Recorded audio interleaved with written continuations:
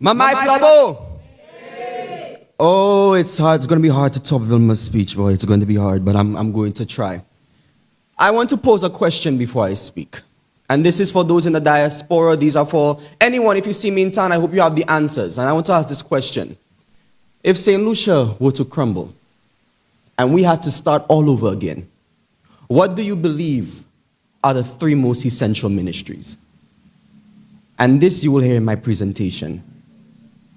Some may say agriculture, health, national security, infrastructure. We have many sayings, but this question was posed to me by my mentor, the president of our youth arms, who posed this question to me in the last election, and it left me dumbfounded. It left me questioning, wow, what are the most essential ministries? So let me stand by this day. Today we are here to take a stand. Not just to criticize, but to demand answers. To demand what Vilma indicated, accountability for the failures of our healthcare system that left the youth and the people of St. Lucia at risk. The state of our nation's healthcare is an inconvenience and a crisis. And the current administration, the St. Lucia Labour Party, has failed to prioritize the health of our people, especially our youth. Now, I want to begin with mental health.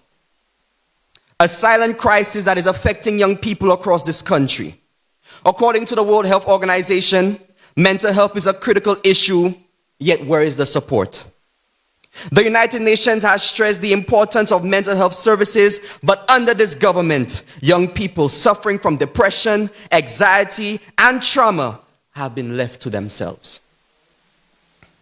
The United Workers' Party recognized this and started working towards improving mental health services, but the Labour Party has left the effort to die.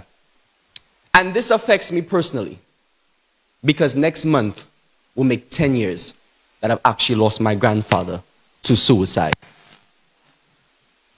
And imagine in the moment where I found out that he committed suicide, when I went to school, there was no counseling effort, there was nothing. You know what I got told? That's life.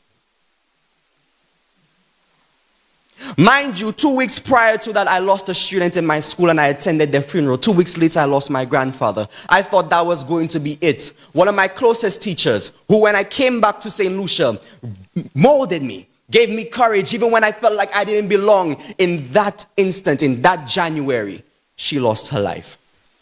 And as the president and head prefect of this institution, I spent majority of my time counseling and dedicating my time and effort into helping my students. But the question is, who is there to counsel the counselor? Nobody. So now our young people are suffering with a mental health crisis, and we treat it as though you're young, you don't understand the world, you don't understand anything about the world. But the highest rate of suicide is our young men. The highest rate of homicides is our young men. It's the people who are going through the crisis and the bullying themselves are the ones inflicting the damage upon this world, and we sit there and act like it's not an issue. How are we putting people first when they're last on the agenda for development in St. Lucia?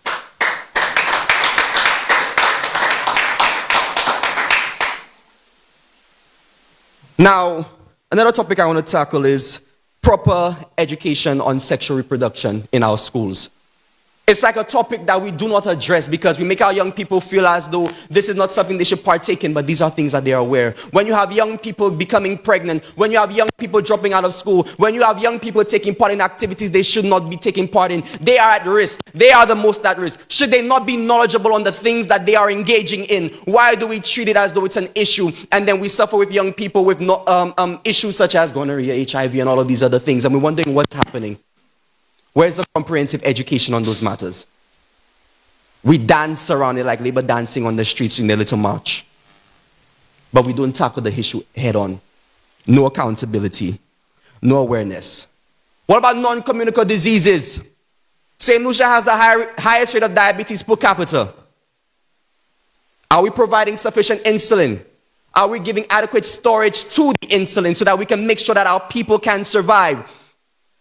We have young people eating fatty foods in our schools and wondering why they're not learning in the classroom, filled with oily substance in their system. Under the United Workers' Party, Gary Rigobert ensured that there were no soft drinks in the schools anymore.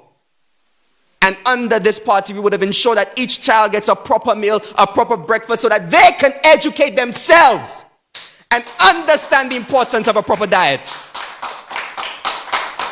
Oh, under the United Workers' Party, oh, we would have done so much. You know what Labour did? They stopped the commencement of the national insurance. They lied about the health and security levy. As a nation, do you feel secured? There is no security. Look at what's happening to our young people. Look at what's happening to our nation. And we're supposed to feel safe? It's already a fearful factor just to go to the doctors. We're encouraging our young women to populate, but we don't have the necessary personnel in the hospitals to help them feel secure when they're giving birth. What are we doing? What are we doing? A bunch of jokers, SLP, Papi Show. Let me hear you say SLP. You understand? A bunch of jokers. Let me tell you what the United Workers' Party did. In 2016, we waived $12 million in hospital bills, to make sure that nobody had this weight on their shoulders feeling like they have to owe the hospital. Everyone got to be healthy and secured in their funds. We upgraded 17 health centers into smart health facilities. Recently, I just saw Musa in Miku standing in front of the health center celebrating that he opened the health center. What health center? The one that was built under United Workers' Party? The only reason you benefiting it because we started it. You just there because it finished.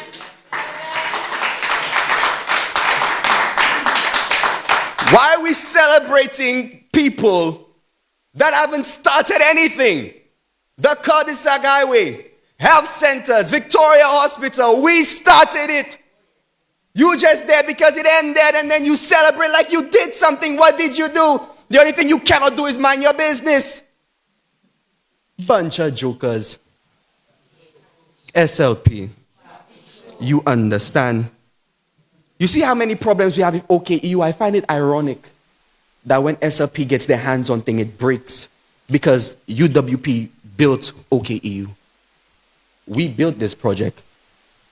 We knew the entire function of this hospital from every single nail that was screwed. We knew because we built this hospital and you are tearing it down. Doctors are resigning in mass droves and Philip said something. Philip said that it is normal for people to move on to greener pastures. It's normal for people to move on to greener pastures. That's true. It's called migration. It's a crisis when majority of your skilled workers are moving.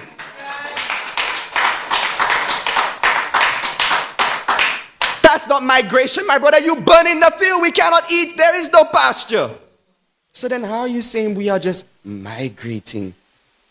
Everyone migrates, but not all your skilled workers migrating at the exact same time. I was in the hospital in 2022. My grandmother was diagnosed with cancer. And at that time, there was another individual there who had the same issue. And the doctor said to us, be positive. Make her feel loved. Make her feel welcome. Make her feel hopeful. Whenever the doctor went to see my grandmother, always was positive, always was loving. My grandmother lived 1 year longer than the person she was suffering with the same issue with, just because of that mentality that she had. The lady went and asked us, why did my grandmother get to live longer? Because she was surrounded by people and had doctors there who gave positivity and energy. How can we expect our people to survive when those same people who gave us reassurance are not there? The hospital is supposed to get you back to your home. You should never have to bring your home to the hospital. What are we saying? What are we saying? Our doctors were taken care of during COVID-19. They were housed. They had hotel rooms to stay at because of these long shifts that they had to deal with. The United Workers' Parties ensured that our medical staff were covered in every way possible. Now we have doctors leaving in mass droves. We have a failing healthcare system. And then we're saying, oh, they're just migrating. Papi Show. You understand? Greener pastures. More like they're creating artificial grass. Right? This is what we're living in right now, people. And this is, you know what OKEU feels like to me when I understand it? Now OKEU feels like only killing everyone ultimately. Because when you go in, you're never sure if you're coming out. So I say this to the Labour Party. Get the act together. You are failing us young people. You are failing the nation and you are failing the rest of the world. Tourists should feel comfortable when they come to St. Lucia's medical system and feel like they haven't left the United States at all. So forth. I was watching a documentary and it says that the star, when you see the light of a star, is actually the past. And if you were to stand on that star and watch Earth, you'll see dinosaurs. Which makes a lot of sense why their symbol is a star, because they are a bunch of dinosaurs building their old ancient technologies, trying to convince us that they're doing something. Even if they do finish St. Jude, you know how many years it would take for St. Jude to be fully operational? You just want to say you finish it so that you have something for the elections. SLP. You understand? So I want us to understand this when we talk about healthcare, and especially when it comes to our young people. Why don't we have school nurses? If a child has an allergic reaction in our school and goes into anaphylactic shock, they only have about 2 minutes until they actually lose consciousness and they die. How long do you think it's going to take an ambulance to reach from wherever it is to the school to take care of the child with those poor road conditions? Because like guy said, we're not eating roads. With these poor road conditions, the high level of traffic and the poor infrastructure, how long do you think it's going to take for them to get there? That child will lose their life more likely. Why not have school nurses to make sure that our children are safe, to make sure that the doctors are fully aware of what the child is allergic to and can give the proper medication to help deal with that until the ambulance arrives? Why not do that? Why not go on proper school feeding programs that get rid of all the fatty foods and fatty things to help our children educate themselves and be more aware? SLP, you continue to be that, a papi show.